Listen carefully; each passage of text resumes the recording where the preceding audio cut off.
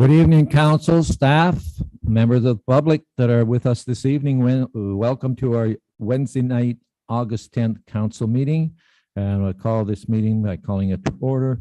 And I would welcome and ask council to rise as we reach our commitment to the town of Penetanguishene.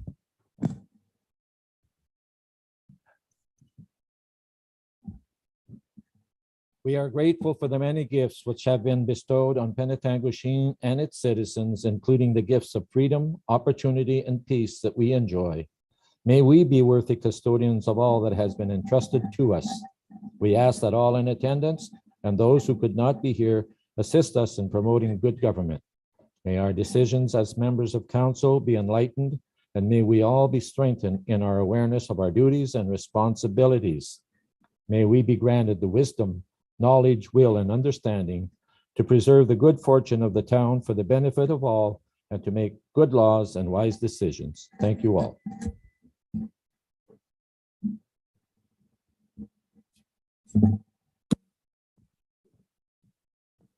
Moving on to the approval of the agenda, that the agenda of the regular council meeting of August 10th, 2022 be approved as presented. A mover and a seconder, Councillor LaRose, Councillor Sainama, all in favor.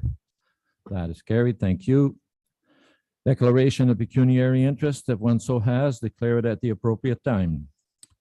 We now have a proclamation, and the proclamation is coming from the Ontario Coalition for Better Childcare, Re-Annual Childcare Worker and Early Childhood Education Appreciation Day. Whereas years of research confirms the benefits of high-quality early learning and childcare for young children's intellectual, emotional, social, and physical development and later life outcomes. And whereas childcare promotes the well-being of children and responds to the needs of families and the broader community by supporting quality of life so that citizens can fully participate in and contribute to the economic and social life of their community. And whereas trained and knowledgeable registered early childhood educators and childcare staff are the key to quality in early learning and childcare programs, whereas registered early childhood educators and childcare workers will be vital to the success of the Canada-wide early learning and childcare system. Now, therefore, be it resolved that October 18, 2022 be designated the 22nd Annual Childcare Worker and Early Childhood Educator Appreciation Day in recreation of the education, dedication, and commitment of child care workers to children, their families, and quality of life of the community. Bringing us on to number 6, presentations, deputations, and presentation. And this evening we have a presentation from the Georgian Bay Cancer Support Center, Read the Garden of Hope, and I believe Brian McKell is going to speak to us. So Brian, if you would.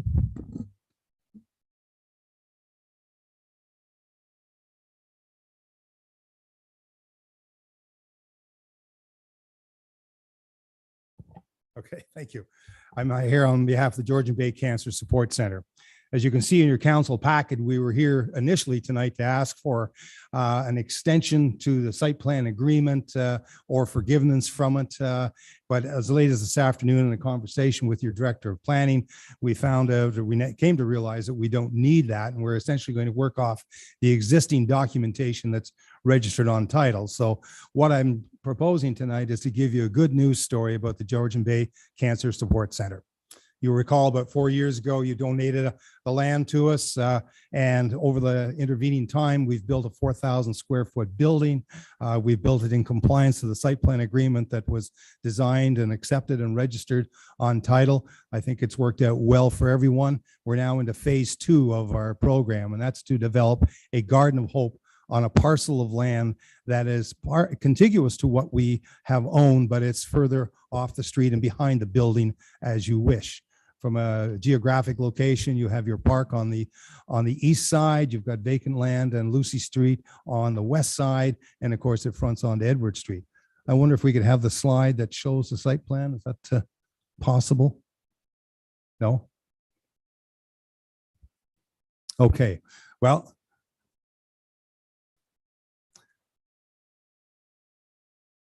I guess I can describe to you as the parcel of land is virtually wild now. It has scrub bush and such. And there is a service easement between the two properties owned by the Georgian Bay Cancer Support Center, but the easement's in favor of the municipality for a storm drainage outlet that flows down into your park. What we propose to do is pipe that and fill it with clean engineered fill. All of this will be designed and approved by our engineers and submitted to your engineering department for approval. Then on the remainder of the property, we're going to build a circular walkway with concrete, and in the middle of that, there's going to be an area left aside for a gazebo. The gazebo will probably be octagon. It could be made out of wood, or it may be steel. We're still sourcing out a couple of options there. The other matters that we're looking at is an electronic eternal flame to go on one of the pods from, there we go. I see a plan now. If we look, you can see the circular image. The dark area to the left of the plan is the existing parking lot, and that is where the easement is. We're going to fill that, as I said earlier. We're also going to place a bridge, a walking bridge, that'll be an entranceway, a gateway to the Garden of Hope.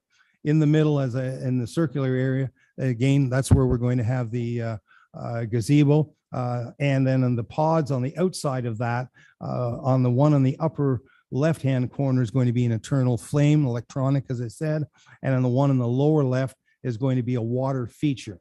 As you can see, we've provided access from the unopened portion of Lucy Street through the site and into the park area, much retaining the same access that's there now that the local people have been using for years to walk their dog and gain access into the park and the entire area. We're going to have an irrigation system installed on the site, and it'll be an extension of an irrigation system that we're looking at for the main building at 45 Edward Street. There will be lighting. It will be, how do we say, sky perfect lighting. It'll be down. It'll be likely solar, and it will not be on 24 hours a day, but there will be some trigger lights in the event that there are trespassers or something going on in the evening. And it, as I said, will be totally irrigated. The idea of this is to have a tranquil place for the clients of the Georgian Bay Cancer Support Center to go and sit and contemplate, talk to others about their issues, talk to guidance counselors about their issues. Also, there are active programs within the system. There's yoga, there's chair yoga, things of that nature. In the summertime, they can be held outdoors under this gazebo. There could be special luncheons or small events for the clientele of the Cancer Support Center. We do have some money aside. We've got about $290,000. We hope to start this fall with the clearing and grubbing. The engineering plans will be submitted to your engineering department in due course. Once we get approval of that, then we'll start in earnest, probably in the spring of 23, to finish the grading, get the concrete in, get all the underground services in, and looking for an opening in the fall of 23.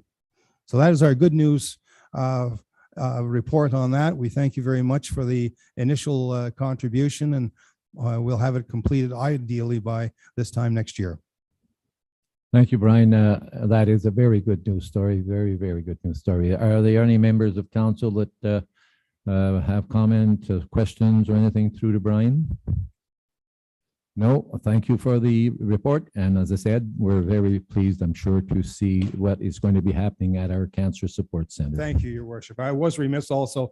I should have noted that Sandy Cornell, Kathy Wolford, and Kathy Stewart, who are on the board of directors and part of the Cancer Support Center, are here this evening also. So, sorry. Very good.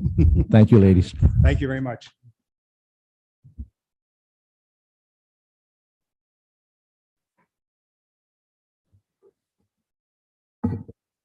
So moving on to our next presentation from Sajeki Planning, Reed Town Dock Secondary Plan and Master Plan. And I believe we have both David and Dylan with us, or will be with us online, virtually.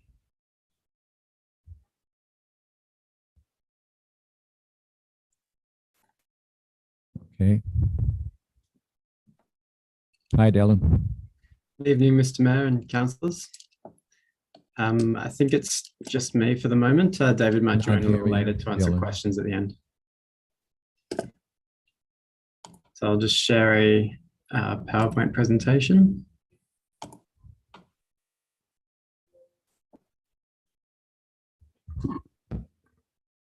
Sorry, Dylan, just hold for a second. We're just getting the sound technology set up. Sure.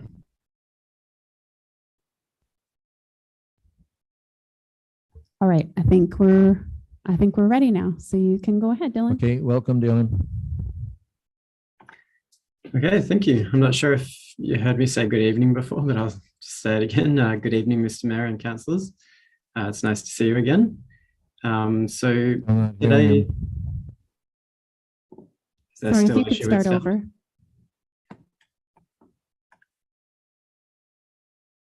Can you hear me?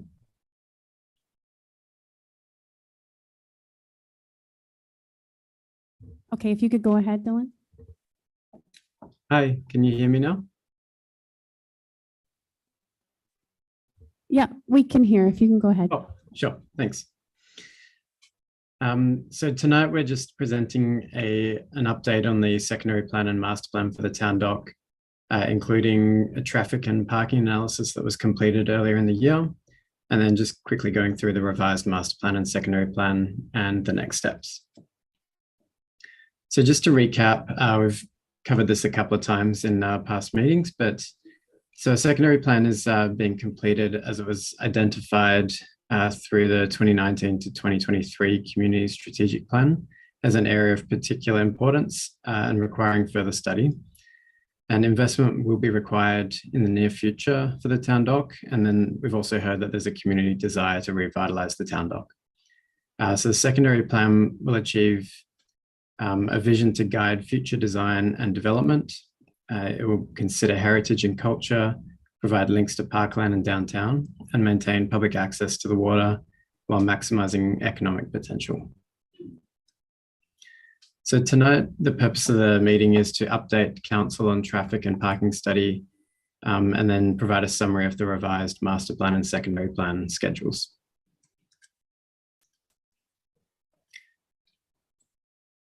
So right now, we've covered a fair bit over the last year and a half through a few workshops with members of the community, council, and some particularly important stakeholders. And the most recent updates, so you'll see November 2021, we presented a revised secondary plan and master plan to council. We received some direction, and then over the winter of 2022, some additional transportation planning analysis was completed. And then here we are with a revised version of the secondary plan and master plan. And then the next step would be a public meeting and proceeding with the official plan amendment. So the feedback we received in 2021 from council, some concerns and directions were, will the parking work from a practical point of view, especially boat maneuverability and parking? Will turning radii be sufficient to accommodate boats? And we need to ensure accessible parking is provided and adequate access to cruise boats, so accessibility and loading. So the town retained the services of Wood, an engineering firm with expertise in transportation planning and engineering. And Wood provided a number of options that consider functionality, ensuring sufficient accessible spaces are provided, ensuring vehicular access to the wharf for tour boats, and the practicality of parking and maneuverability. So the Technical Advisory Committee for the project met earlier in the year to review these revised parking layouts and supported two options. What you're seeing on screen right now is the first of those two options. So it includes a widened access point just here for Main Street. It ensures that a vehicle towing a boat can maneuver all the way around the site and in between the parking spaces. There are 3 accessible spaces located closest to the town, the dock lunch and the pedestrian oriented area, and also the waterfront. There's also a loading space that's been factored in there right next to the dock lunch. Vehicle access to the wharf for tour boat operators is also identified there in that blue hatch. So the idea is that a truck or a big vehicle could use the loading space there, and then a smaller vehicle would be able to then transport whatever needs transporting, or could be assisting with accessibility needs for people as well, from that space or the accessible spaces to the wharf to the north. So there was a reduction in the total number of parking spaces as a result of making sure that they're all practical and there's enough room for maneuverability.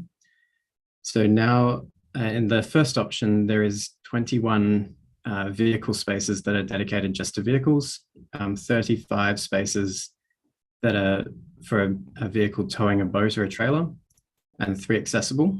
And then, as noted, there's 20 of the trailer parking spaces can also be used as 2 single parking spaces. So effectively, that would mean that in this option, you could potentially have 61 vehicle spaces and 15 vehicle plus trailer spaces. So it just builds in a bit of flexibility, and if it's not a particularly good boating weekend, there's more car parking, and it could be split down the middle as well. So then the second option removes that roundabout. Again, there's the common items of the widened access, 3 accessible spaces, loading area, and vehicle access to the wharf. Just kind of changes up this area a little bit and reorients some of the parking. So this option, there would be 32 single spaces and 36 trailer spaces. And again, 20 of those could be accommodating 2 vehicles as well. So we should note that these are purely conceptual at the moment. So as we've shown in the revised master plan, I'll just go over to the vision statement first. So the design directions we got were that it was to be connected and accessible, open, welcoming and inviting, flexible and adaptable, reflects the heritage and culture, be sustainable, and maximize economic potential. So this is the revised option 1 for the master plan. So, I mean, we've seen this a few times now, just with the altered parking. And what I was noting before is that the parking is conceptual at this stage. So the diagrams and plans presented tonight and contained in the secondary plan and master plan are potential options, but the final parking layout would be subject to further detailed design. So the work with wood was essentially to make sure that these are practical spaces and it can work from a functional point of view, accommodating the tour boats and accessible spaces as well. So this is just a graphic representation of that first option. And then number 2. And the main difference being that the roundabout is removed here in lieu of a few extra vehicle parking spaces. In all of these options, the truck access to the sewage treatment plant is maintained, and the exit down on the south side could be exit only for vehicles and trailers as well. In both of those options, the public plaza detail has remained the same. So this is intended to be a pedestrian-oriented place. Can be flexible. It'll be opening and welcome and ensuring continuous public access to the water. Just being conscious of time, I'll flip through a few of the renderings quickly. So revising the master plan has resulted in a few changes to the secondary plan. The first schedule is land use, which just identifies the area that would be used for parking. So in the secondary plan, it's less detail. So obviously the parking would be subject to further detailed design. And then the major open space area is intended to be left open to maintain view corridors and accessible to everyone. So movement and transportation, the main access would be that point to the north off Main Street, where private vehicles, buses, and trucks could all enter. People would be able to access the boat launch and park their vehicles, and then the trucks can access the sewage treatment plant.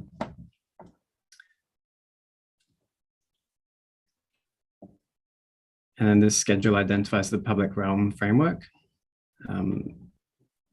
which the attachment to this report includes the secondary plan and master plan, which goes into much more detail on all of these. And we'd welcome everyone's comments on those as well. So the next steps are finalizing the master plan and secondary plan. So we will be welcoming feedback on those draft documents tonight, and there's time to make some minor revisions and changes to them. And then if that's the direction we receive from council, then it's possible that a public meeting could be scheduled in September 2022, but perhaps I'll let Andrea speak to that. And then the last step in the process would be initiating the official plan amendment. So with that, I might turn it over to Andrea, and she can add anything, or I'll be happy to answer any questions if you have any. You're with Andrea, please. Thank you very much, Dylan and David, for that presentation and the update on the status of the Town Dock project. And as council may be aware, this has been a little bit of delay from the last time you've seen it. So we did a few things to help expedite the process. So you're seeing the next revision of the master plan tonight, and a little further on our agenda, we'll get into the process of implementation through an official plan amendment. And so Sejeki Planning has also been retained to help do the report writing and the justification for an amendment to our official plan. And that can be adopted by council or approved by council, and is eventually adopted by council and approved by the County of Simcoe. And so the master plan and the secondary plan currently, even if council approves it, it doesn't actually come into effect until our planning documents and through our official plan are updated. So I'll defer to our later in the agenda where that topic comes back in that report. Thank you. Members of council, are there any questions, concerns, comments that one would like to make to the planner or to Sejeki? Deputy Mayor? Thank you, Your Worship. Just a clarification, both options that have been presented are using all the property that is down there, even a piece of property that currently does not belong to the town. Is that correct? So I can jump in and answer that. Yeah. So through you, Your Worship, to Deputy Mayor Dubo. So through the secondary plan, there are some steps that would need to be done by the town to implement the plan, and that includes acquiring land that the town currently doesn't own. So the town dock or the dock lunch is that property I believe you're speaking to. However, that doesn't mean that we have eliminated that use from the site itself. We've just reconfigured its location. And we've had those conversations with the owner of the property so that they have an understanding of what that looks like for them, so they can start considering it and thinking about how that role is with the town. But that would be subject to future council decisions in order to see this vision come to construction and fruition. Thank you, Your Worship, if I may. Yes, okay, go ahead. I just wanted to comment, certainly a lot of great things that have been proposed. I do like the circle walkway that's out in the water. That would be a great feature. So much more palatable, I do believe, than the first designs that came out. So just wanted to make that comment. Thank you. Further members of council, questions, concerns? Councillor LaRose? Thank you, Your Worship. Thanks, Dylan, for the update. I'm glad to see you took some time to look at the parking. I still absolutely disagree with it. In your document, you state on a regular weekend, we're using 110 of those spaces now. And I would suggest that we're only going to get busier and bigger as the town grows. And we're going to provide 35 of those spots. So it's a huge downgrade. I just would not want to be the one telling 70 or 80 boaters a day that there is no room. Then you guys suggested that our new tour boat that comes into town and instead of letting the people park and get on their boat, let's move them out somewhere and make them take a shuttle bus. We have no option for a shuttle bus. We don't have another parking lot that's sitting empty. We wouldn't want to, in turn, have the burden on them to get a bus, get a driver, get all the insurance, all the stuff. So it boils down to the biggest point of, why are we trying to make this harder on everybody? We want to make it hard to park. We want to take parking away. We want to make it harder on our boats. We want to take less tourists off our main street. I just don't understand the whole point of the way that this is laid out. To me, we should have, stopped this in the beginning and went with a different plan. I'm not saying what you guys didn't do was fun and fine and all that, but for us to consider doing this for the purpose of, and nobody has an answer, just to have it changed. We have a beautiful park that has more than enough public space. People can walk and bike and jog and do whatever they want. We don't need to take our entire waterfront and take away any recreational use for boaters. Why are we making it harder? We can tune it up and make it look better. But to me, without the fact that there's two pieces of property down there that we don't own, and none of this, before it was ever in my mind to be passed, would have a cost. What would all this cost? Would it be $5 million? Would it be $8 million? Would it be $10 million? That's a whole lot of money that we don't have, especially from our earlier presentation tonight, where we're going to be spending a whole lot more money. We're a small community. We can't afford $5 to $8 million to have something that just looks a bit prettier than it is now. I think we could do some more cosmetics and some minor changes down there that would get us through years and years without providing all this hassle for all of our residents. Thank you, Councillor Rose. Councillor Levy. Thank you very much, Mr. Mayor, and thank you, Dylan, for the presentation tonight. I'm 100% on board with what Dan just said. I would like to add that I'm at the town dock twice a day, every day, winter and summer. And this summer, with the new cruise boat, which we're thrilled to have, which is bringing all kinds of business to town, there have been many days when the parking lot is full.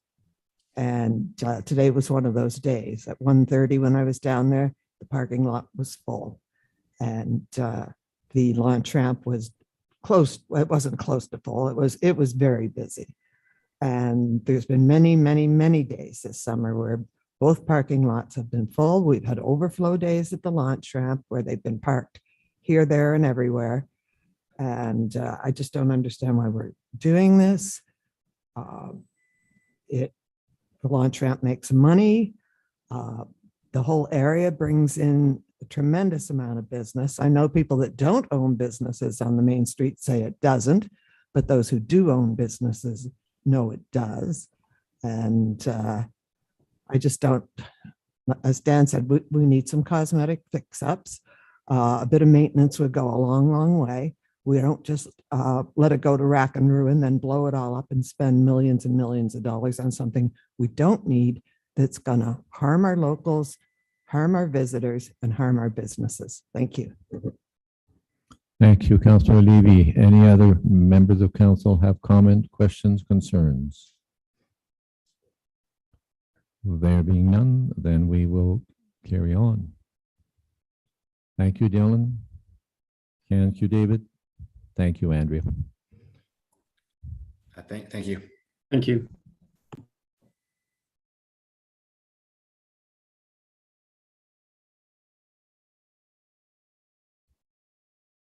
Move on to the adoption of minutes not already confirmed.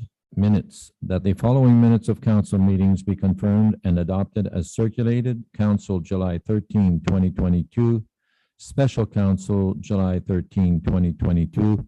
I would ask for a mover and a seconder before there are any comments. Councillor Wedebanker and Councillor LaRose, all in favor, and that is carried. Does anyone have anything that they wish to discuss, pull, or and from that?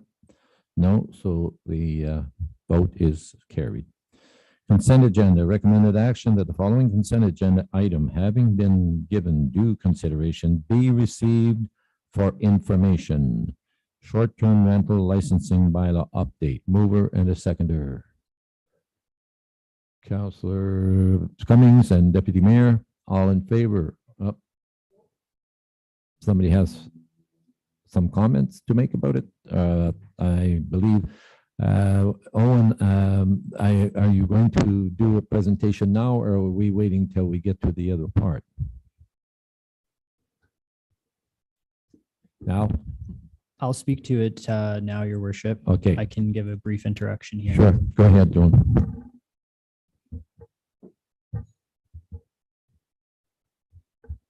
At the Committee of the Whole meeting back in July, staff received feedback from committee on the draft version of the licensing bylaw. So we completed a number of revisions that are just further described in the memo. Very briefly, some of the revisions contained within the new version of the bylaw are changes with respect to parking. So the provision of parking now lines up more accurately with the zoning bylaw. And to Councillor Levy's point, with respect to parking in downtown, it'll make it easier for people to apply for a variance and obtain approvals for reduced parking where it's deemed appropriate by the Committee of Adjustment. Another one of the changes includes some language surrounding nuisances. So adding some broad language which can be interpreted by our bylaw officers to determine where a nuisance may occur, as well as adding some provisions regarding fines. So describing a more detailed fine schedule and providing appropriate fines depending on the contravention of the bylaw. I'm happy to answer any questions. Members of council, are there questions or concerns at this moment? Councillor Vadabunker. Thank you, Worship, and thank you, Owen, for the brief overview.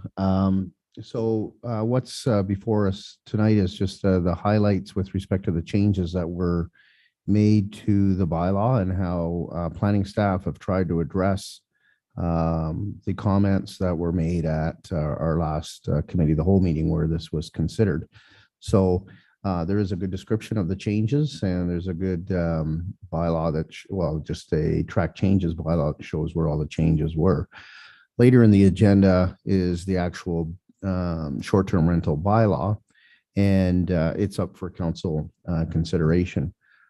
Later this evening on our Committee of the Whole agenda, we have a council information package, and in that agenda, in that package, there are 3 letters from concerned residents that own property on MacArthur Road that have concerns about short-term rentals. And so I'm not sure of the proper procedure, but I think that from the standpoint in terms of members of council, hopefully everybody's read those letters from those residents on MacArthur Drive, because I think they have some legitimate concerns. Some of the issues have been addressed in the amendments that Owen has outlined to us, and I think that is something that addresses some, but not all of the concerns of the 3 individuals that wrote in. I want to talk a little bit, Your Worship, just for a minute, that I know there's some confusion out there with respect to the difference between a bed and breakfast and a short-term rental. And I remember at the public meeting, there was some confusion. And a bed and breakfast, that's where the owner resides there, and they may rent a room or 2 rooms or 3 rooms, but they actually reside at the place, and that's a bed and breakfast. A short-term rental is where the owner doesn't typically live there, so they just rent out the residential unit, and that's what we're talking about tonight, is the short-term rental. So for those who operate bed and breakfasts, you don't need to be concerned. For short-term rentals, that's what we're talking about tonight in terms of new regulations. I've been asked several times, and I know members of council have been as well, from from members of the public with respect to the residential use of a property versus the commercial use of a property. And we received a legal opinion in closed session. I know when we brought that up that there was going to be some conversation with our solicitor whether that opinion could be released or not. And I guess it couldn't be released. But with respect to my understanding of the common legal principles, and I'm not going to violate what we discussed in closed session because I can't, and I respect confidentiality, but the general legal principles is that a residential use is defined by the type of building that it is. So if it's designed for residential use, it has kitchen facilities, bedrooms, it's designed basically as a single housekeeping unit, then it's a residential use. And the determination of how long it's rented is something completely different. So it could be rented for a day, it could be rented for a week, a month, a year, 10 years, it's rented. And because somebody rents a residential unit for different periods of time does not mean that they're operating commercial use. They may have bought the property as an investment, they may be recouping it as an investment, but there are people that buy houses and rent them out as an investment. And it boils down to residential use. And I said at our public meeting, Your Worship, I struggled with that. I still struggle with it, but I understand the logic. I'll just leave it at that. Couple more points, Your Worship. Just with respect to short-term rentals, I just want to remind the public that prior to our new zoning bylaw, we did not regulate short-term rentals. It wasn't a recognized use in our zoning bylaw. It was basically permitted anywhere because it wasn't defined as a use. So with our new zoning bylaw, we've actually put in restrictions with respect to where short-term rentals can go. I think there are 3 or 4 zones within the community that they can go. There's specific provisions in the zoning bylaw with respect to short-term rentals. It's in the zoning bylaw. So what the complementary piece to this is the licensing bylaw. And so we have the zoning bylaw in place. Now we need an effective licensing bylaw. And to go with that licensing bylaw, we need effective enforcement. And part of what is in Owen's report is talking about enforcement and what the municipality needs to do in order to properly enforce this bylaw.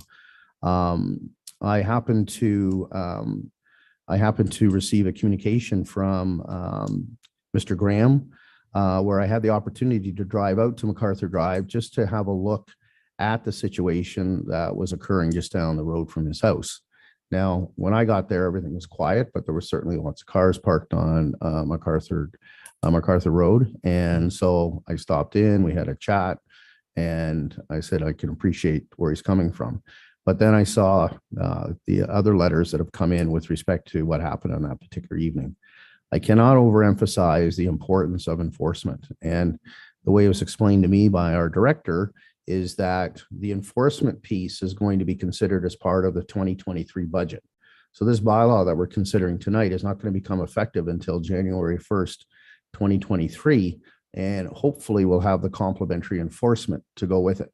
Because right now, we don't have much enforcement. Our enforcement is basically Monday to Friday during regular working hours. In the evenings, everything defaults to the OPP. Now, in the particular example that was talked about in the letter, the OPP did go there, but they can't do much. They can certainly try to impress on the owner to quiet down, not in that case, not have the band play, that kind of thing. So I think we need to have the enforcement in place, and I understand that that will be coming forward as part of the budget. Our planner talked about the definition of nuisance, and I was really glad to see that in there, a nuisance.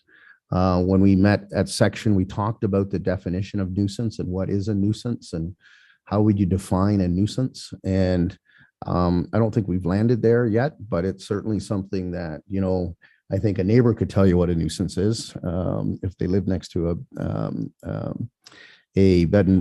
a short-term rental that was allowed. So I think we need some work in that particular area.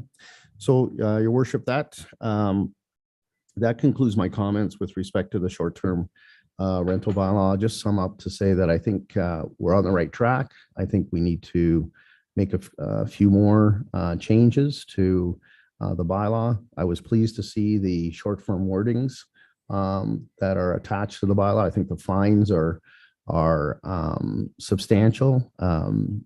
Whether we look at the fines a little bit more, I think they're still fairly substantial. So that's something that we could look at as well. So I'll conclude my comments there, Your Worship. Thank you.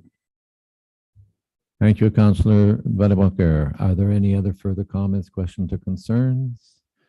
Then I do have a mover and a seconder, and I would ask all in favor. 1, 2, 3, 4, 5, 6. It carries.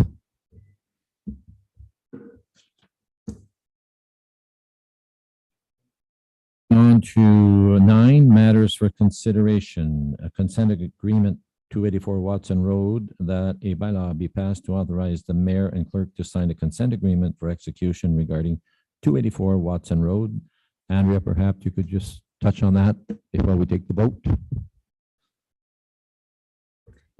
So thank you very much, Your Worship. I'm actually going to defer to Owen. He's the author of the report for this one and the next one as well. We're Thank you, keeping Your Owen Worship. busy, yeah? Thank you, Your Worship. So this consent agreement is a result of a consent that was granted almost 1 year ago. It's for 284 Watson Road.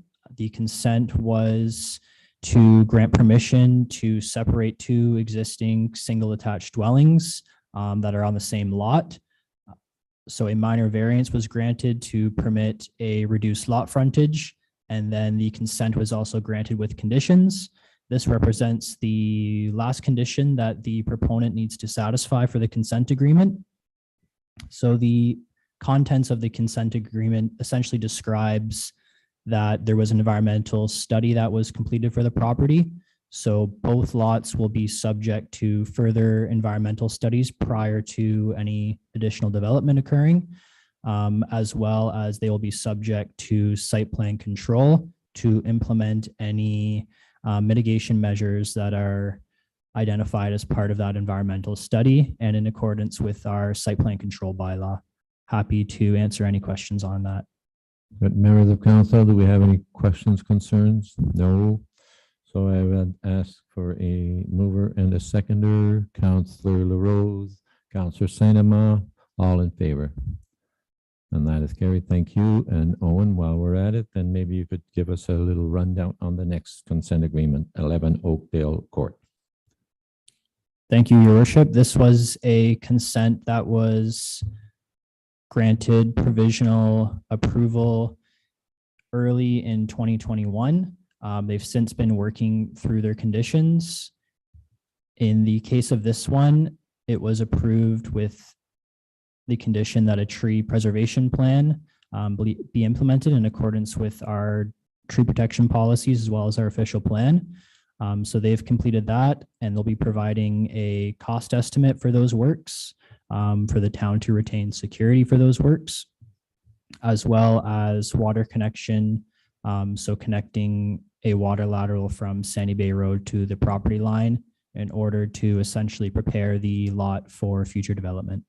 Happy to answer any questions on that one as well. Okay, members, questions? No, mover and a seconder.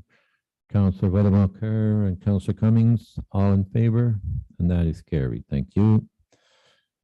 Moving on to C, Town Dock Secondary Plan and Master Plan Parking Design Update and Official Plan Amendment, that staff be directed to schedule a statutory public meeting for an official plan amendment OPA 2022-01 to adopt the Town Dock Secondary Plan and Master Plan and to receive feedback on the revised designs. Mover and a seconder, Councillor Cummings and Deputy Mayor, and all in favor. 1, 2, 3, 4, 5, 6, carried. Thank you.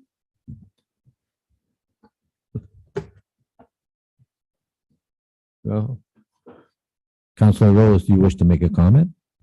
Well, I did, your worship. Thank you. Well, I'll let you make a comment. All right.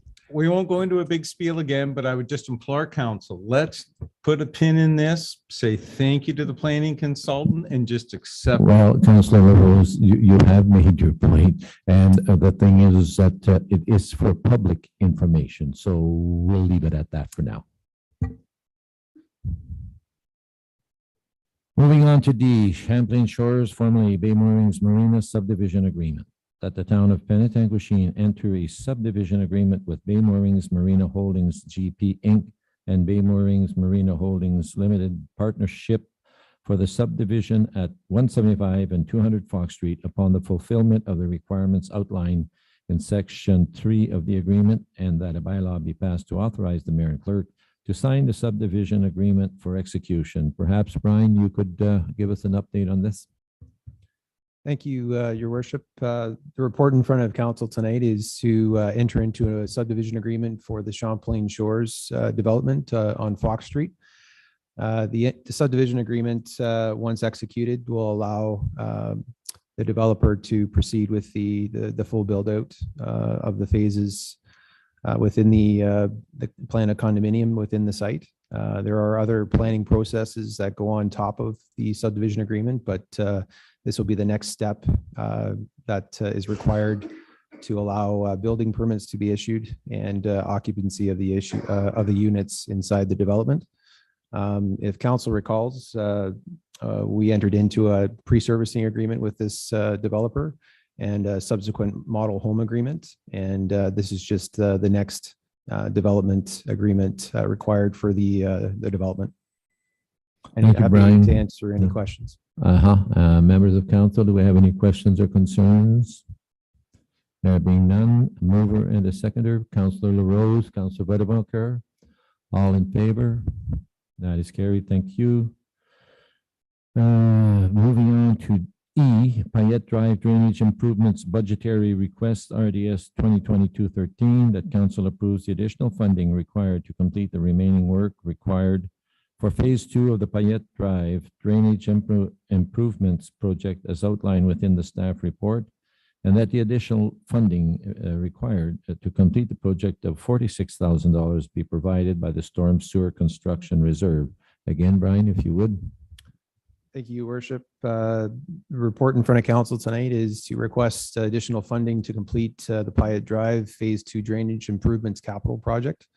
Due to increases in material costs that we've seen throughout the project, we require some additional funding to complete the restoration work for the project.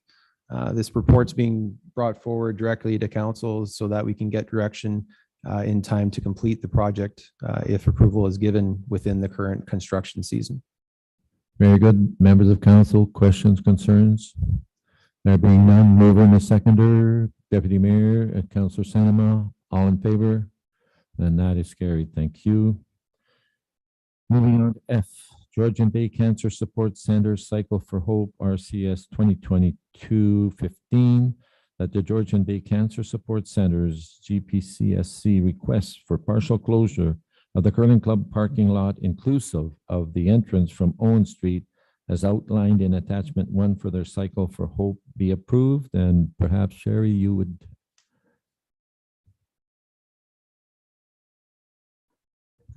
Thank you, Your Worship.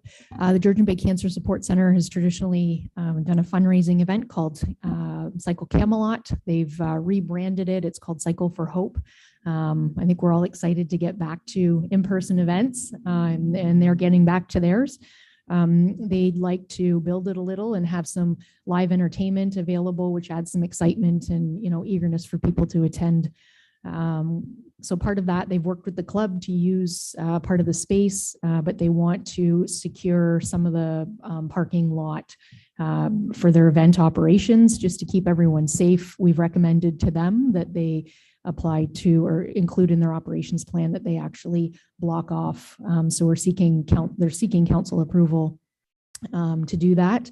We have had some conversation as of late with the curling club because, as we all know, they're doing a large capital improvement project to their ice plant, which is going to be happening at the same time. So they may have to tweak the map and the closure a little bit just to accommodate both projects happening at the same time. So it may be defined a bit, but it'll be a partial closure. Thank you, council members. Councilor Rose. Thank you, Your Worship. Sherry, will they be requiring the amphitheater as well? No, good question, Councillor Rose. It was an option that was presented to them, that was discussed, but they want to keep everything contained in one area. Further questions, concerns? Mover and a seconder, Councilor Rose, Councilor Clue, all in favor. And that is carried. Thank you. So moving on to 10, presentation and consideration of report, Committee of the Whole. Committee of the Whole report that the recommendations contained within the Committee of the Whole report related to Recreation and Community Services section be approved. Mover and a seconder, Councilor Cummings and Deputy Mayor, all in favor. Thank you. Actually, I was remiss in pointing out that Councilor Mayat is not with us this evening. He is on vacation, so trying to catch some more fish, I think. Recommendation that the recommendations contained within the Committee of the Whole report related to the Planning and Development Services section be approved. Mover and a seconder. Councilor Vadeboncoeur, Councilor Levy, all in favor? And that is carried. That the recommendations contained within the Committee of the Whole report related to Transportation Environment Services section be approved. Mover and a seconder. Councilor Clue and Councilor LaRose, all in favor? Carried. That the recommendations contained within Finance, contained within Committee of the Whole report dated Finance and Corporate Services section be approved. Mover and a seconder. Councilor Sanema, Deputy Mayor, all in favor, and that is carried. Thank you. Motions of which notice has been previously given, there are none. Notices of motion, there are none. Consideration of bylaws. So, bylaws 2022-38 being a bylaw to appoint Chris Smith and Madison Cannell as municipal law enforcement officers for the town of Penetanguishene. 2022-39 being a bylaw to license, regulate, and govern short-term rental accommodations. 2022-40 being a bylaw to establish a subdivision agreement with Bay Marines Marina Holdings GP Inc. and Bay Marina Marina Holdings Limited Partnership, 175 and 200 Fox Street. 2022-41 being a bylaw to authorize the execution of a consent agreement regarding the lands municipally known as 11 Oakdale Court, consent application B3-2021. 2022-42 being a bylaw to authorize the execution of consent agreement regarding the lands municipally known as 284 Watson Road, consent application B8-2021. And that the council of the town of Penetanguishene introduce the following bylaws, and that the bylaws be read a first time, deemed to be read a second time, and a third time, and carried. Questions, concerns with these bylaws? Councilor Vadeboncoeur. Thank you, Worship. I'd ask that the short-term rental bylaw be pulled and voted on separately. Thank you. Okay, so do I have a mover and a seconder for the balance? Councilor Rose and Deputy Mayor, all in favor? And you want the other one to be voted on separately? Thank you, Worship. I think I've said a few words. There may be others that have a few comments on that, on the proposed bylaw. And then I will have a motion as well. Thank you. Okay, thank you, Councilor Vadeboncoeur. And I certainly would indicate that I am very pleased to see the licensing part of this bylaw. It will control what can be done and cannot be done, and that we're going to have to make sure that that part of the bylaw is enforced. So I go for it 100%. Further questions, comments, or concerns? Councilor Clue. Thank you, Your Worship. So for the public's sake, so it's clear, if this bylaw fails to pass tonight, then we have an enforcement problem because we've already approved our new zoning bylaw. So the reason I'm in favor of this bylaw, obviously, is because we've already approved our new zoning bylaw as of June, and now we need to actually go about dealing with the short-term rentals and the issues that they cause. Otherwise, we need to revisit the entire zoning bylaw again, and I'm not willing to do that. I'm not prepared to do that, and I think we need to pass this one tonight. And Councillor LaRose? Thank you, Your Worship. I voted no last time. I don't want them anywhere in the town, and I would stick with that. But I do have a question. In the bylaw, what happens for the money part? We're going to need enforcement. That's the most important part. Seems to be the biggest issue is enforcement. So we need to make sure that we are collecting enough funds so that the regular residents that don't want anything to do with this are not paying for it. So I just want it to be clear in my mind how we're going to make sure that that gets accomplished. Thank you, Councillor LaRose. Owen, do you perhaps have an answer to that? Through to Councillor LaRose. During our preliminary evaluation for staffing needs, we did calculate the number of STRs that we expect to be licensed, as well as the coordinating the application fee. So we're recouping 100% of the costs through application fees. So it will not be a burden on the taxpayer or anything like that. In this new revision of the licensing bylaw, we did increase the application fee a little bit to account for some existing STRs that may no longer want to pursue an STR for their property because of the licensing or the fees or what have you. So we did take that into consideration. I'd also like to note that as part of the implementation plan, we'll be reporting back to council on the implementation and the fees to discover what we need to do so we can ensure that we're always recouping our costs. Okay, with that, I think, is there anyone? Oh, Madam Deputy Mayor. Thank you, Your Worship. Owen, just a clarification. The existing short-term rentals will be, I'll use the word grandfathered in. Have we made any overture as to how long we will give them before they need to be licensed to make application for a license? Through to Deputy Mayor Dubo, we don't have a timeline for those STRs that may become legal non-complying. One of the mechanisms that we can use through the third-party agency that we'll be utilizing is we can easily identify those and reach out to them. And should they choose to obtain a license, that will be up to them, but there's no timeline associated with that. Councillor Cummings? Thank you, Worship. I don't think we're ready yet. I really don't. I think Councillor Badamancourt has talked about the enforcement issue. From what I've heard from the comments coming from Owen, oh, you've done a great job, Owen. I just don't think we're ready yet.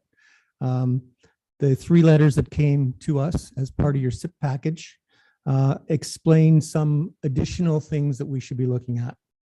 And if we are not able to implement this until 2023, what's our hurry? Thank you. Councillor Levy? I tend to agree. I think it's more important that we get it right. I still have some major concerns. One is the large party houses with 6 bedrooms, etc. Be very disruptive to any neighborhood to have people coming and going every weekend or every week with that potential number of people. I also have concerns about the licensing fee. When you've got, a senior helping to subsidize her retirement with a small studio unit in her own home, you're just not going to get the problems. You're not going to get the complaints. And charging her the same as people renting out $1,500 a night monster homes. I just don't get it. There's absolutely no sense of equity there. So those are two of my major complaints. I know that we're not going to get it right 100%. I understand that. I think everyone does, but it doesn't mean we don't try for the best possible results. So I don't think we're ready yet. I want to get this right, or as right as possible. Anyway, that's the way I feel. Councilor Levy, when you're talking, you're comparing B&B compared to FCR or Airbnb. I believe there's a difference. Am I correct, Owen? That's correct, Your Worship. So an STR will have its own definition in the zoning bylaw, which is essentially renting out a property that you don't reside at for 28 days or less, whereas the bed and breakfast is owner occupied, and it's the person's primary residence, and they may be renting out 1, 2, or 3 bedrooms. Okay, Councilor Levy. Thank you. I think Councilor Vadavancourt had language inserted relating to the difference between Airbnbs, or pardon me, short-term rentals and B&Bs, and that was cooking facilities. Hopefully George. Yes, and from and from my understanding, the fee for one to the other is not the same. Unit I'm talking about has cooking facilities. It's just a small studio. And the person lives there. With a kitchenette. Yeah. So it doesn't, I think George could clarify that. Yeah, but I think Councilor Cummings was up first again. Thank you, Your Worship. Just an additional comment. Our zoning bylaw is telling us that you're not allowed to have a B&B in R1, R2. And yet we don't have a deadline or a timeline for people to apply for a license who are already in an R1, R2 district. I think we need to define a time. I don't think we leave it open and we reach out to people. We need to define a time. Otherwise, you'll see other people in R1, R2 apply for bed or Airbnbs. And I think we need to, if we're going to stick with that zoning bylaw, the way we zoned it, we've got to make sure that it stays that way. So those who are in those zones must apply within a certain time. Okay. Owen, do you have any comment to? I think that staff can take that recommendation back and think of a way to implement such a timeline. Very good. Thank you. Councilor Vadavancourt, and the last comment, concern, or whatever. So thank you, Your Worship. So good discussion, good comments, good feedback from the public. I think what we've got before us is much improved from what we had before, but I think it still needs some more work. I have a question, Your Worship, just for confirmation, because I did make a comment. I just wanted to confirm with the director with respect to the implementation date of this bylaw. Could you please confirm what the implementation date for the proposed STR bylaw is? The proposed implementation date, it would be enacted January 1st, 2023. Now, staff did receive the recommendation at the last committee meeting with respect to staffing resources and next steps. So with that being approved this evening by council, staff could continue to proceed with those recommendations with respect to staffing. And if council wishes to make additional revisions to the licensing bylaw, those could continue to be dealt with up until the new year. And the licensing bylaw could come into effect at that time. And in the meantime, staff would work on the implementation strategy. The only missing piece with respect to that would be with respect to the fees. So those need to be provided the name, I can't remember what it's called, but it's in the report. They have to be sent to the provincial authority that would approve those fees, which does take some time. So that piece would need to be confirmed earlier, but with respect to some of the additional details that council's discussed this evening, those could continue to be refined throughout the remainder of the year. Thank you, Owen, for the answer. So with that in mind, Your Worship, I'm going to move to refer the bylaw back to staff to review a few things. The definition of nuisance, the set fines that that are being proposed. I think some of the fines need to be increased. Section 13.3, dealing with multiple calls on the same day, and our bylaw complaint process, just in terms of, how one files a complaint, and, do they have to do it formally with a written complaint or a phone call? And then the whole thing, and I know it's been addressed in the renter code of conduct, but with respect to parties, and Councillor Levy dealt with that and talks a little bit about in section 8 about functions and parties, and I think we need to look at that as well. So, Your Worship, I'd like to move a referral back to staff to address those particular points. Okay, and before I do that, I have a question through to Owen. Owen, if this was the case that we refer back to staff with the changes that would be made, would you have the time and be able to bring it back to council in September? The September council meeting, that is. Thank you, Your Worship. I think that staff will have sufficient time to make these revisions and bring back a revised draft of the bylaw for consideration in September. Thank you. Councillor Cummings. I'll second that motion. Okay, so Councillor Buttermilk is passing a motion that referred back to staff, and it's moved by Councillor Cummings. All in favor? Carried. Thank you. Question period from the media and the public. Are there any? Yes, Your Worship. I did. Sarah passed me a question we received from Ross Stone through Zoom, and it is regarding the Town Dock Secondary Master Plan. It is on the agenda, and I'm just going to read it. If that's okay.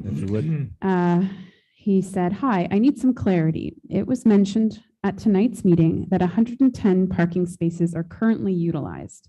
Is this correct? And if so, how often are these spaces used? I recall a previous meeting advising that the parking lot was at a capacity 6 times last year.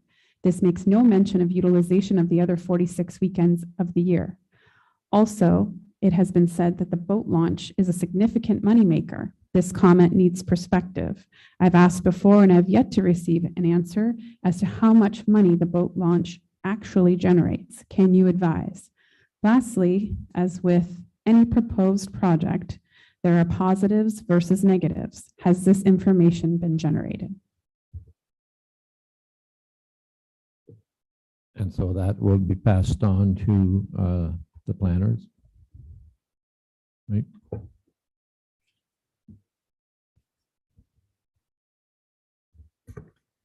Your Worship, perhaps there's some of these questions that we may have information readily available at our fingertips. It's really your call as the chair, Mr. Mayor. If you'd like staff to address the questions that we have answers to at our fingertips, which certainly staff would be happy to, or an alternative approach. Well, I think that if staff has answers readily at their fingertips, I think it would be good for us to hear them. Yes. So through you, Your Worship, to the public. So I can answer some of the parking questions. That's what I have at my fingertips. The other, I think we're going to have to take back and follow up on. But so we have the two parking areas, the paved parking of the town dock, that has 110 spaces. We don't have a fulsome count of what spaces are available in the informal launch parking area. given that it does depend on, the mix of trucks, trailers, and just private vehicles there. So we have some idea about how much, if they were, all trucks, they could be. It's probably around 60 trucks in there that could be accommodated with trucks and trailers, but there's typically not just that being parked there. We have previously done some counts around the town dock on our parking study, and I can happily give Mr. Stone a link to that document. I think it was produced, I'm going to say last fall, about what parking looks like for all of downtown, not just the town dock. But we are taking a concerted effort this year to continue that count. We're making some changes to how we do that and counting trucks and trailers versus just private vehicles, and getting that numbers out. I think in the report, we discussed what our early findings are this year, and it does fluctuate. So, I heard Councillor Levy talk about what she sees when she's down there. We're down there twice every day counting as well. So it is dependent on a number of factors. So right now we're seeing less than 25% usage twice a day at the town dock, and that's for both properties. And so, sometimes there are, like today, I think there was 30 trucks and trailers in the launch. Most days we see about 6. So just some ideas, but that's not always on weekends too. And we do recognize that weekends do change. Weekends, we do see a better capacity of them, but this is all going to form a future report when we talk about parking in downtown, not just the town dock, but I just did want to share what we do know about how it's being used down there currently. Thank you, Andrea. And I can say that, I live down that area. I'm up and down that main street many times a day. And I agree that there are days when it's minimal. I have noted that the biggest part of the traffic and parking requirements down there are on weekends. And especially on hot days, we get a lot of voters. But other than that, through the week, I don't see a large amount of trucks and trailers in the parking lot. And even with the cruises right now, a lot of those cruises are being bussed in. So they're not even a lot of times using the parking lot for cruises. So I think it's something that it has to be addressed and looked into. Absolutely.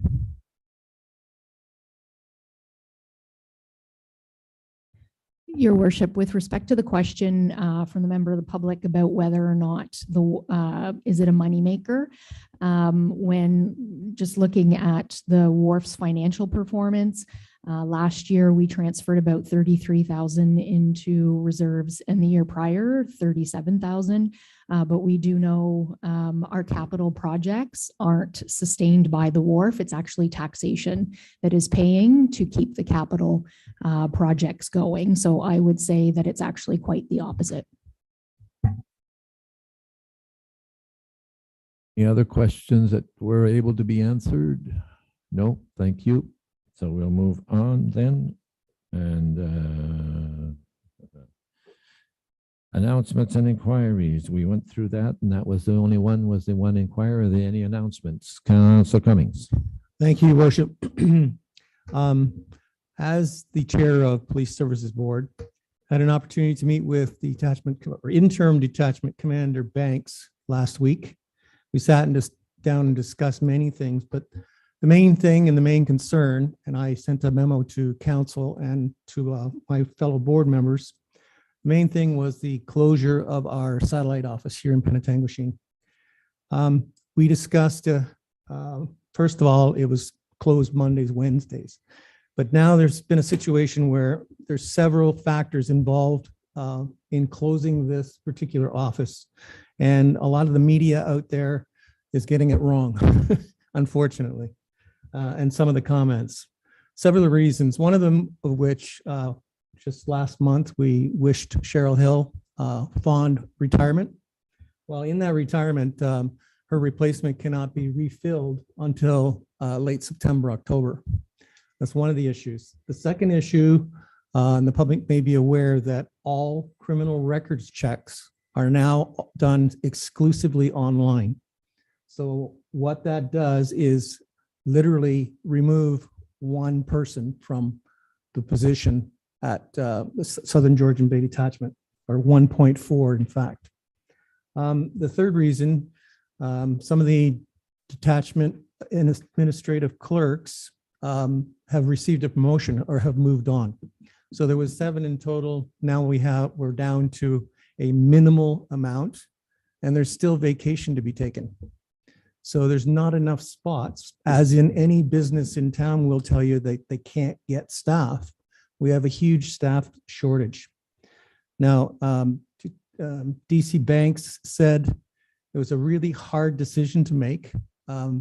However, it's an operational decision, and it's not in our contract. It's outside of our contract as well. So he guaranteed that the administrative services are not going to change for this particular case. It's just going to be office change, where you will now do your inquiries on at the highway detachment or Southern Georgian Bay. Officers will still be present in town. They will still be using our office here. The levels have not changed. Our contract has not changed. As a matter of fact, he is guaranteed there's probably going to be more boots on the ground in the next few months than we've had in previous. So I just wanted to make sure that everyone knows that this office, actually, when we changed over to OPP way back when, the office was going to be closed at that time. Council of the day decided that they wanted to keep it open as a community office. However, staffing was not guaranteed by the OPP. They want to get back, and he says that he wants to get back into that office, but his hands are tied right now as far as staffing is concerned. So just thought I'd let everyone know that that is the actual reason for the office being closed at this time. Thank you, Councillor Cummings. Are there any further announcements? I just have the one that we remember that on August the 20th, the Cycle for Hope will take off from the curling club, I believe at 8 o'clock in the morning. Yeah, and so if there are any members of council that could be present to encourage them and move them on, that would be great. And so with the confirmation bylaw 2022-43 be signed and sealed by the mayor and clerk. Mover and the seconder. Councillor Rose, Councillor Sinema, all in favor. Councillor Cummings, adjournment. All in favor. Thank you. And I believe this evening, if I want a 5-minute break, Councillor. Well, we'll take a 5-minute break.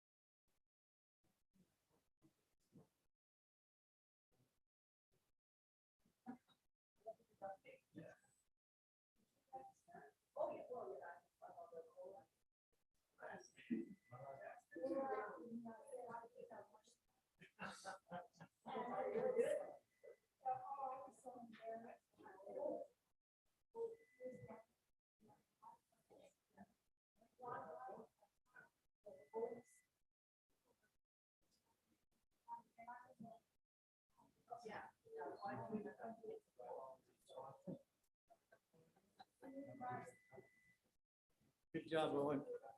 Sorry, I just can't. Well, I just have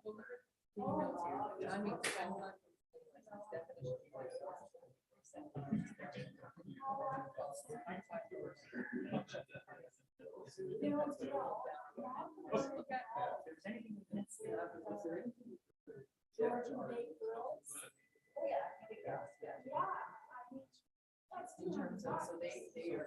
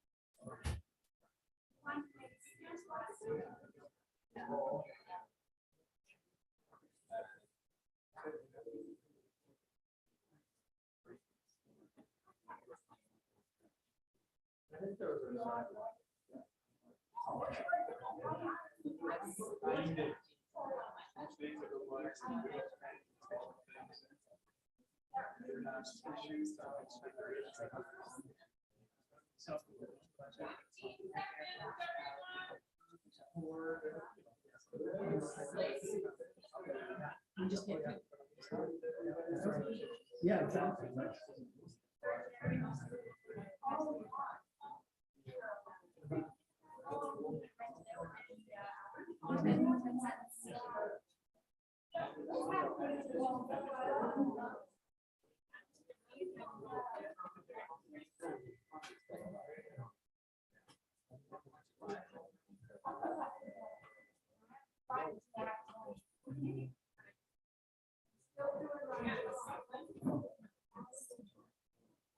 Your worship, we're ready to proceed.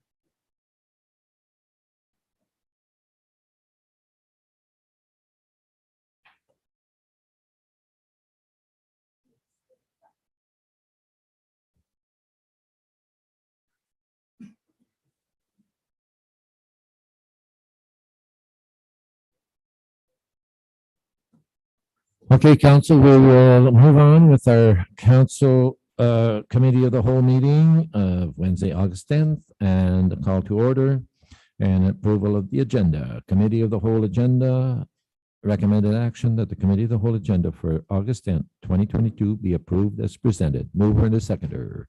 Councillor Cummings, Councillor Sinema, all in favor, and that is carried. Anyone having a declaration of pecuniary interest, they do so at the appropriate time. Presentations and delegations, all sections, there are none. Council information package, July 2022 and August 3, 2022, that the council information packages dated July 20th, 2022 and August 3rd, 2022, having been given due consideration, be received for information. Mover and the seconder. Councilor Vadeboncoeur and Deputy Mayor, all in favor, and that is carried. And we move on to Section 8, Transportation Environmental Services, and I pass it to Councilor Klug. Thank you, Your Worship.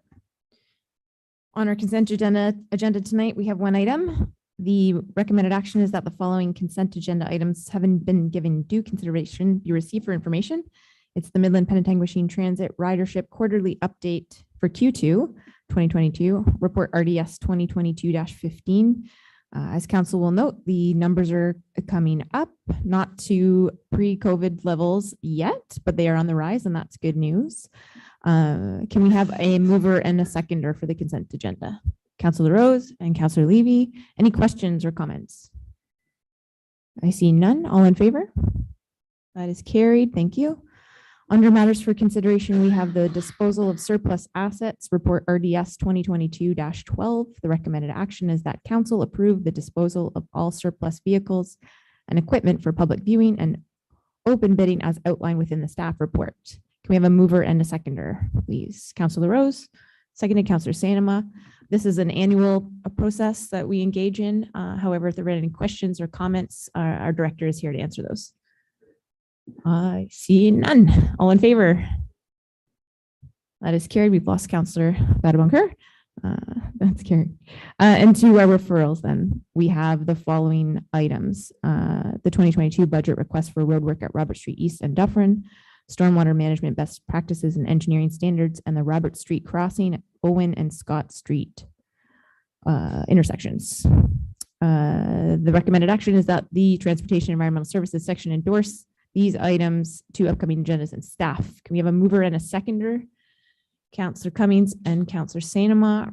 Are there any items to add or anything to be removed? I see none, so all in favor.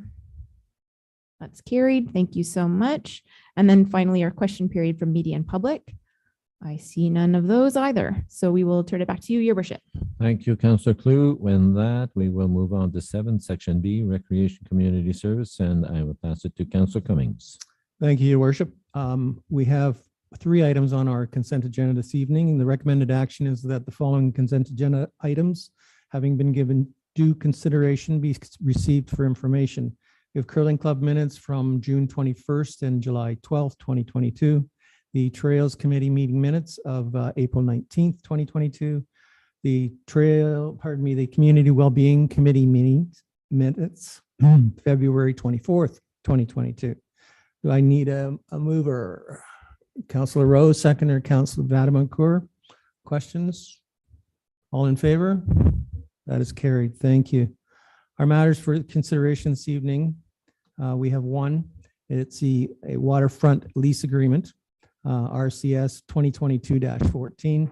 The recommended action is that the draft agreement as presented in attachment number 1 between the town of Penetanguishene and Clarence Morrill for a waterfront leasing agreement be approved, and that the Chief Administrative Officer and Director of Recreation and Community Services are hereby authorized to make minor alterations to the agreement that does not substantially change its content. I need a mover. Councilor Rose, seconder. Deputy Mayor, are there any questions? We have the director here. If there's any questions regarding this agreement. Deputy Mayor? Yes, I didn't make the agenda review, but do I understand correctly that this has been operating at no cost through the pandemic years? Just for clarification. Thank you, Sherry. Thank you, Deputy Mayor Dubois, for the question. So from a staff level, yes, an agreement was put in place making sure that he had the proper hawkers and peddlers license, and to see how successful the business would be, if it would be a good fit or not. Now that we know that it's well received, the business is profitable, but there's also extra staff time invested in, emptying the garbages and things more regularly. We revisited it with the resident and believe that there's a fee warranted back to the town. So he's completely supportive of that. Of the business operator. He's completely supportive of that and respects that. So we're bringing it forward to council for approval. Thank you, Deputy Mayor. Any other questions? Seeing none, I'll call for the vote. All in favor? That is carried. Thank you. Our referrals, that the Recreation and Community Services section endorse the following additional and existing referrals to the upcoming agendas and staff. We have one, and that's the shade plan. Are there any others that were to be added? No, seeing none, I need a mover. Councillor Rose, second, Councillor Sanama. Any questions? Seeing none, call for the vote. All in favor? That is carried. Thank you. Questions from the media and the public? There are none. I'll hand it back to you, Your Worship. Thank you, Councillor Cummings. And with that, we'll move on to 8, Section C, Planning and Community Development Services. And I pass it on to Councillor Levy. Thank you very much, Mr. Mayor. Under the consent agenda, we have recommended action. The following consent agenda items having been given due consideration be received for information. Memo to Committee of the Whole, Town Dock Phase 2 project update. Do I have a mover and a seconder for that? Councillor Vadabancourt, Councillor Cummings. Any discussion? No. All those in favor? And that's carried. And we have no matters for consideration, so we'll go right to referrals to upcoming agenda staff. And we have 5 regulation and licensing options for short-term rentals, Belleau Drive Road options, housing in North Simcoe, site plan control bylaw review, and municipal accommodation tax known as MAT tax. Does anybody want to discuss? Yes. Madam Chair, could we possibly be looking at removing housing in North Simcoe since we had the presentation? Councillor Clue, what do you think? Is there something you'd like to see stay on? So, Thank you, Madam Chair. Looking to the CAO and the clerk, was it part of this request, or was that, because I know that was a very specific presentation, and I'm not sure if it was to capture this or if we were just hitting one segment. Through you, Madam Chair, to Councillor Clue, the intent with the presentation last month was to capture this request. Certainly, if there's additional information, and there might be that Councillor Clue, yourself, or other members of council would like to see, certainly we can reach out to the county and get additional information, but the intent was to capture this request. Then I'm prepared to support the removal for now. Yeah. oh, doke. Sorry, Madam Clerk, do we vote on removal or? When it's removed based on the fact that it's completed, I just sort of see it as an administrative task versus removing it by choice. Good enough. Thank you very much. And for the rest of them, all in favor? And carried. Thank you very much. Sorry, Madam Chair, I didn't get a mover and a seconder for the bulk of them, though. Oh, okay. Sorry. Mover, Councillor Vadabancourt, seconded by Councillor LaRose. All those in favor? Carried. Thank you very much. Question period from the media and public. I don't think we have any, Madam Clerk. And I will hand it back to Mayor LaRue. Thank you, Councillor Levy. And that will move us on to 9, the Section D, Finance and Corporate Services. And I will move it on to Councillor Sandoval. Thank you very much, Your Worship. Under our consent agenda, we have 5 items. Diversity and Equity and Inclusion Committee meeting minutes. Sorry, it's been a long night.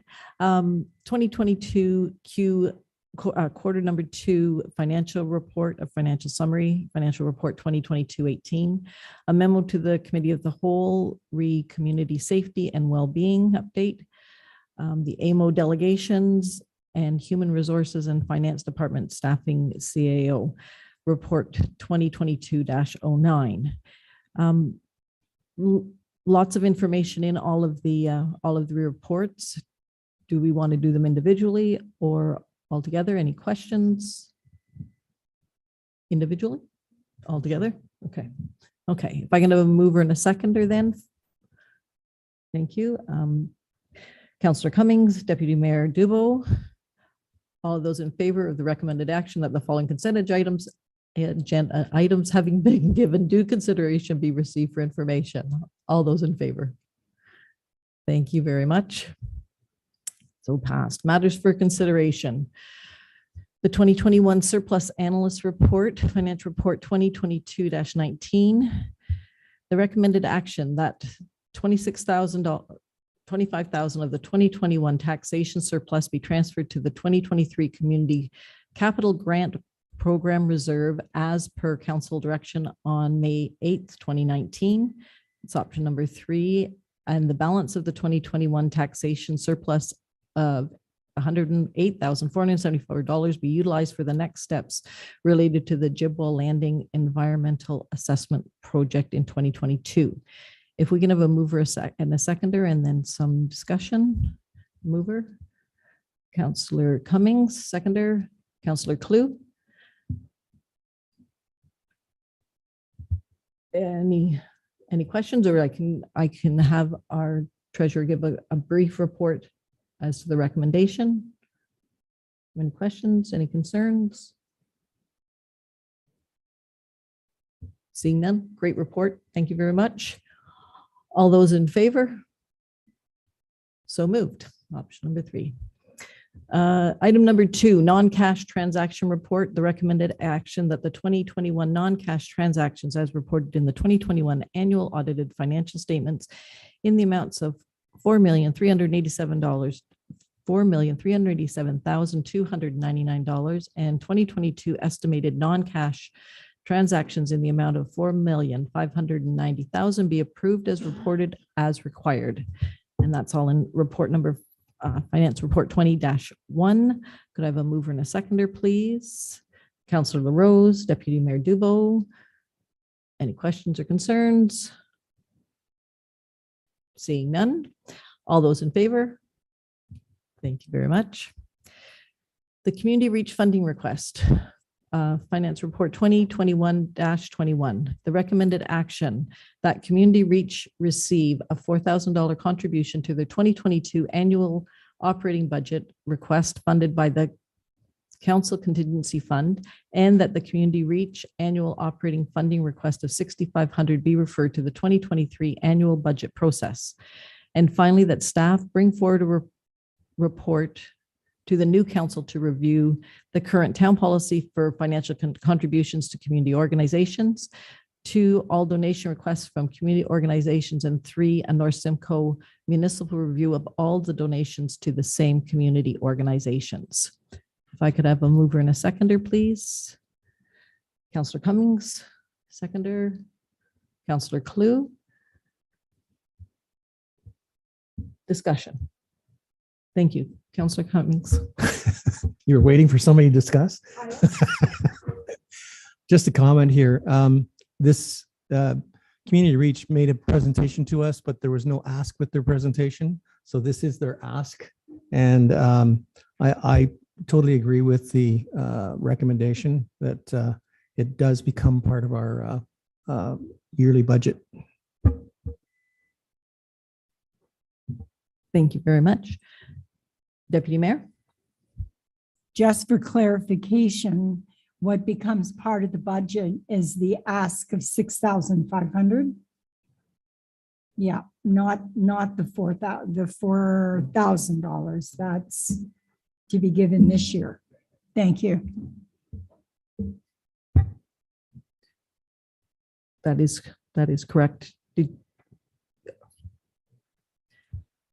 Madam Mobiard. Through you, Madam Chair, to Deputy Mayor Dubo. Just to clarify, yes. So there, technically there is two parts to their ask, and that is for 2022 current year operating funds, as well as beyond in our future operating budget process. So the recommendation does speak to both of those requests, recommending $4,000 using the council contingency good idea fund for 2022, as it is an unbudgeted request for 2022. Very good. Thank you so much for that. It's a very good cause. I know that there are a lot of people in our community that use that service. So it's a good thing to do. Thank you. Thank you very much. And I'm in full agreement. The things that we're able to provide to our residents because of the community reach is very, very beneficial. So that being said, all those, Councillor Bodemancourt. Thank you, Councillor Sandoval. I agree with what's been said. I just wanted to point out, I think the idea of a North Simcoe municipal review of all donations to the same community organizations, I think that's a great idea. I think that's something that, with coordination amongst staff, everybody will be on the same page, and we're dealing with these requests that cross municipal boundaries in unison. And I think that that will be a real positive move. Thank you. I agree completely. Thank you very much for your comments. Staff is doing a great job staying on top of those recommendations. Any other comments? No? All those in favor? And so moved. Thank you. Item number 4 is the Emergency Management Incident Management System Plan.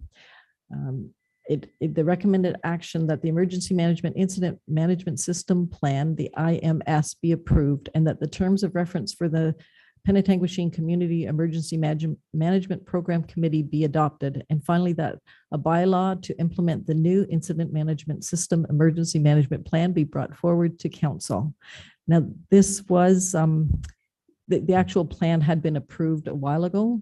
And so this is just, it's basically a housekeeping item to get things in order. And as we discussed at section, we never have to use it. But if we could have a mover and a seconder, Councillor LaRose, the seconder, Councillor Clue. Any clarification needed? Seeing no questions. All those in favor? Thank you very much. Thank you very much. Item number 5, Joint Compliance Audit Committee. Report CL2 2022-05. The recommended action that the report with respect to a joint compliance audit committee be received, and that the recommended appointments be approved by the council, and finally that the clerk be directed to prepare a bylaw for consideration of council. If I could have a mover and a seconder, please. Mover Councillor Cummings, seconder Councillor Vademancourt. Any questions and concerns? Seeing none, all those in favor? So moved. Thank you. And item number 6, the COVID-19 vaccination policy for council. Report HR 2022-05. The recommended action that council adopts the revised COVID-19 vaccination of council, boards, and committee policy. If I could have a mover and a seconder, please. Councillor Cummings. Deputy Mayor Dubo. Any questions? Everyone's comfortable? All those in favor? So moved. Thank you very much. Our current referrals are the OPP policing costs with CNCC recovery, which is ongoing. The community reach funding request that could be removed because it has been discussed tonight. So if I could, anything that needs to be added, Your Worship. Madam Chair, I just want to make a note that we are showing the OPP policing costs CNCC, and I'm sure that members of council have already seen that we do have 3 ministers' meetings at AMO, and one of them is the Solicitor General. So we'll finally get a face-to-face with the Solicitor General. Where it's going to go, nobody knows, but at least we're going to have an opportunity to bring it up. Which is excellent, excellent news. Looking forward to that. See what happens from that meeting. So if we could have a mover and a seconder for the referrals, please. Deputy Councillor LaRose. Councillor Vadaboncourt seconding. All those in favor? Good, thank you so much. Any questions from the media public? Seeing none, it's back to you, Your Worship. Thank you, Councillor Sanama. I just was remiss in announcements, but a couple of things I want to bring up and point out. Number one is there was a question asked about flying of the Ukrainian flag, and it came to us from T Township, and they were asking if we were still flying and how long, and it went out to all the 4 mayors in Simcoe North. Tiny has indicated that they have had theirs down for quite some time, and we also have our flag down. We've had it up for quite some time, but we are always so often changing them for different events, for different flag ceremonies. So just to let you know that the Ukrainian flag is now down. And the other thing is Mr. CAO and whoever else I have talked to and discussed with a number of councillors, and if possible, we would like to see the plexiglass removed for the next meeting.